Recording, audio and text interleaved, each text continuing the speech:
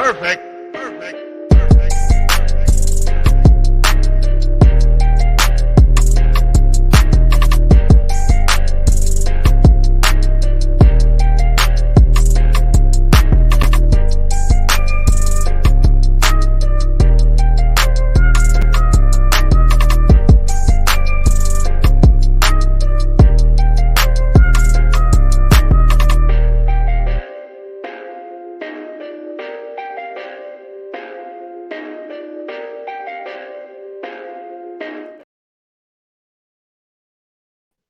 All right, everybody, what's going on? And welcome to today's edition of SWAC Talk. Of course, this is the show we cover the SWAC inside and out.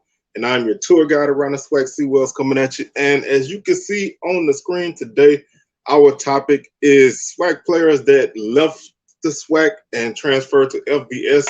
How did they fare? You know, there's a lot of people who talk about, guys leaving the SWAC, and moving up now, maybe HBCUs and FCS in general, becoming a JUCO for guys to move up. So I wanted to take a look at what happens, and this is actually from a request from SWAC Smoke, one of our chat members, D-Law. He wanted to know how some of these guys turned out. So what I did was I went back to the 2020 season, 2021 season, and this past 2022 season to see how the guys who left SWAC and went FBS, how did they do? So it's just gonna be a little exercise and research. So with that being said, if you like what you see and you like this kind of stuff and you want to see more of it, hit that subscription button, man. Subscribe to the channel. We're making our way up to 900. We almost there. Cross 900, then we're gonna hit the march to 1K. So we appreciate y'all helping us on this journey. And if you subscribed already, want you let somebody else know to hop on the train, man. We're gonna keep on doing what we do and keep on rocking with this thing. Also hit that notification bell so you can be alerted to when videos drop. I drop typically on a on Sunday and Tuesday or Wednesday, but as you can see, today is Saturday and the video is here. So hit that notification bell so you can get it when it drops. Also, we have a Patreon account that we set up that's growing pretty well. So if you want to be a part of that, hit the link. The Patreon is SWAC Talk. You can check that out. You got a $3 level that allows you access to a members only group chat, and we talk about any and everything in there. So you can get down with that. You can also hit the Patreon and message us any suggestions that you would like to see on the show, whether it's SWAC Talk or SWAC Smoke. Also, we have a $5 level that gives you access to those two tiers, as well as an opportunity to appear on a monthly members only roundtable. So you get to be on SWAC Smoke live on the air. So you get that by joining the $5 level. And like I said, we have a $3 level as well. So anything that you do would be greatly appreciated. All the funds go back to running the show, making sure that we keep all our subscriptions and things like that active, and just keeping things going, keeping the lights on, so to speak, with the show. So thank y'all for that in advance. Also, you get the socials: Facebook is SWAC Talk, Instagram SWAC Talk, Twitter SWAC Talk 76. Pretty active on all of those, so like those, follow those, whatever the case is, and I'll chop it up with you there as well. So let's jump directly into this, man. We're not gonna take too long on this one. I know I say that a lot. I think I'm like a preacher in that way. I'm not gonna hold y'all and then I end up holding y'all. But today I'm gonna make sure that I finish. I finish on a rapid pace. So let's look at the 2020 season. There were about almost 100 guys that went from FCS to FBS for the 2020 season. Now, obviously, the 2020 season was the COVID year, so there weren't many games played by a lot of schools. But here is that list of guys and how they fared. The first name on the list from the SWAC was Noah Johnson, who was a quarterback at Alcorn. He transferred to South Florida. In 2020, he played in 6 games with 1 start. He was 48 of 77, passing for 459 yards, 3 touchdowns, and 1 INT. He also ran for 3 touchdowns.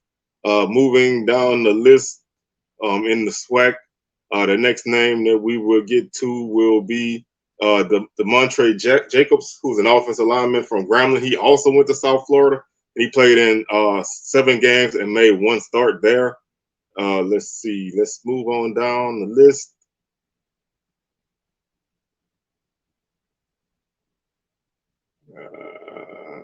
Not much on the list for this year. Continue down. That's pretty much it for the 2020 season. Like I said, there weren't a lot of guys that moved up from the SWAC. And if they did not get much action. Those are the only guys I saw on this list. And credit to Sam Herder from Hero Sports for putting these lists together every year. And he also helpfully did a How Did They Fare. So let's move on to the 2021 season. This year there were roughly 153 guys who transferred from FCS to FBS. Just looking again at the SWAC guys, the first name who comes to the list is Titus Jones, who was a defensive back from Alabama A&M. He transferred to Colorado State. He played in 11 games and recorded 4 tackles. Marcus Cuscini from Alabama A&M, defensive lineman, he transferred to Florida State.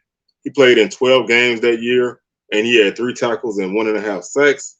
Michael Jefferson, wide receiver from Alabama State, he transferred to ULL. He played in 14 games with 8 starts. He led the team with 481 yards to go with 18 catches and 4 TDs. Quinterio Cole, defensive back from Alcorn, he played in 13 games. He finished second on the team with 86 tackles. He was all ACC honorable mention as well. So really solid, really solid season for him. Moving down the list, let's see where we at. Azende Ray from FAMU, he played in 11 games. He returned 12 punts for 52 yards and 5 kicks for 78 yards. He was a wide receiver. Mainly was a special teams guy there.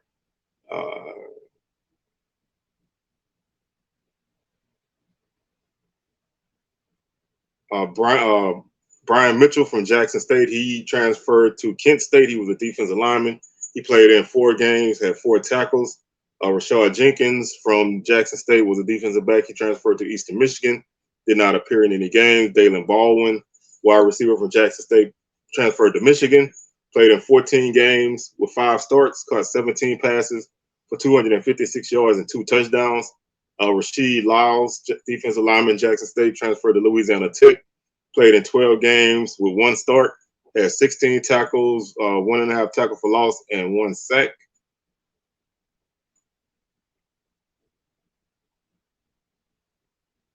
Let's see.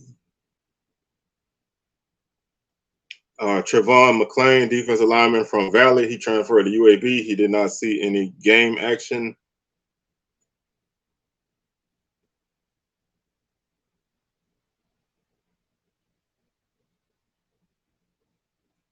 Story Jackson, from a linebacker from Prairie View, he played in 13 games. He started 12. He transferred to Liberty. He played in 13 games, started 12, led the team with 102 tackles, 13 tackles for loss, and 7 sacks. Reggie Stubblefield, also from Prairie View, defensive back, he transferred to Kansas State, played in 12 games with 6 starts, total 34 tackles, 7 tackle for loss, 1 sack, 2 pass breakups. He was honorable mention all Big 12. And DeMarcus Robinson from Prairie View was a defensive back. He transferred to Florida International. He played in 3 games, total 3 tackles.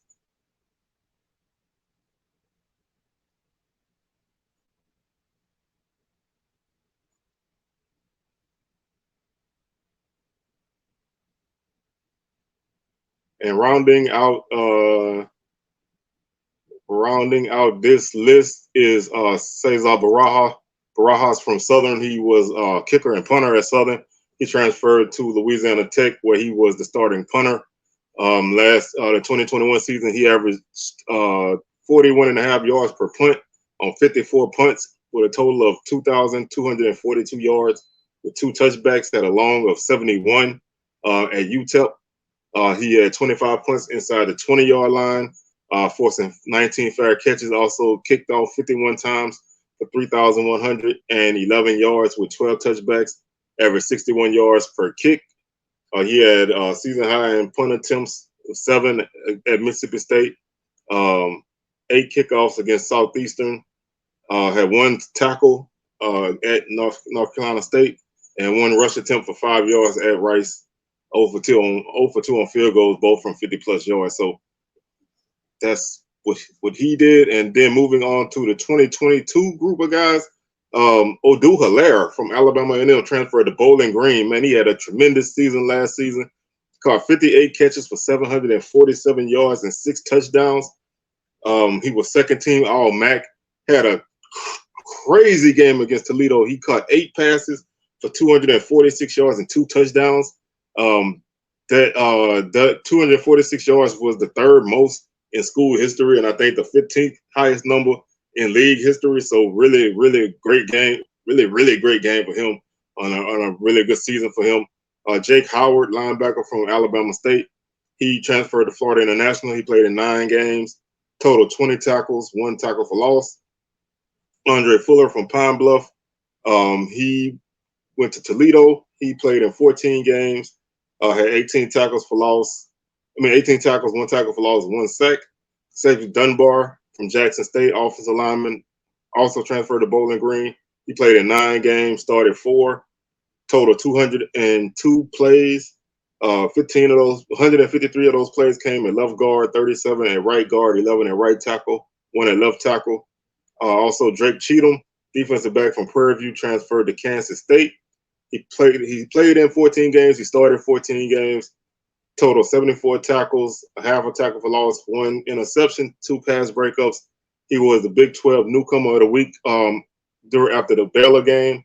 He totaled a career high 10 tackles against Kansas, 9 against 9 in the Big 12 championship game, and against TCU, and 9 tackles against Alabama.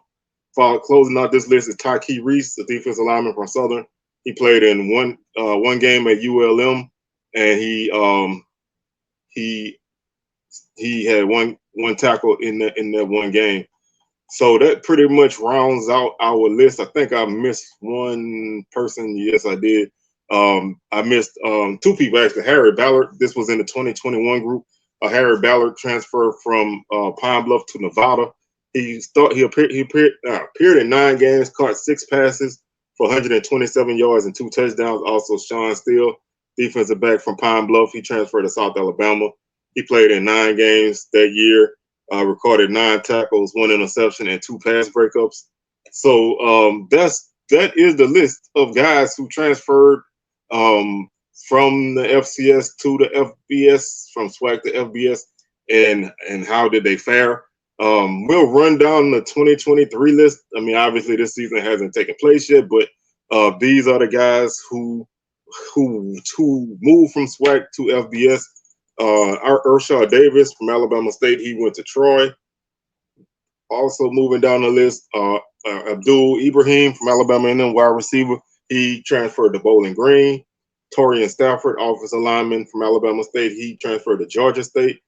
Jeremiah Hickson, wide receiver, Alabama State, he transferred to New Mexico. Moving on down the list, Jalen Jones, Bethune-Cookman quarterback, transferred to Charlotte.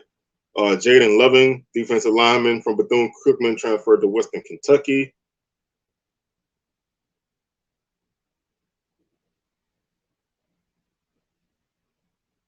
Tyler Thomas, offensive lineman from Grambling, transferred to Charlotte. Ryan Peppins, wide receiver, Grambling, transferred to UAB. Katron Evans from Jackson State, defensive lineman, transferred to Charlotte. Shador Sanders, quarterback, Jackson State, transferred to Colorado. Travis Hunter, defensive back, Jackson State, Colorado. Tyler Brown, offensive lineman, Jackson State, Colorado. Cameron Silman Craig, defensive back, Jackson State, Colorado. And Alejandro Mata, kicker, Jackson State, Colorado. Jeremiah Brown, linebacker, Jackson State to Colorado. Jacob Polite, long snapper, Jackson State, Colorado. Willie Gaines, wide receiver from Jackson State, Colorado. Kevin Coleman, Jackson State, wide receiver, Louisville. John Huggins, Jackson State, defensive back, New Mexico State. Willis Patrick, Jackson State offensive lineman, TCU, Jarente Davis. Jackson State defensive linebacker, Texas A&M, Mark Pope. Jackson State wide receiver, UMass, Niles Gaddy. Jackson State defensive lineman, Missouri. Moving down the list.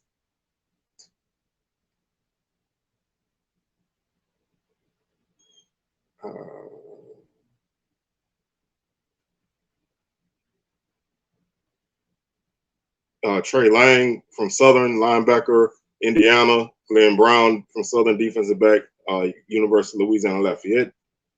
And closing out the list is Isaiah Hamilton, defensive back from Texas Southern, transferred to Houston. So those are the guys that transfer from FCS to FBS this season.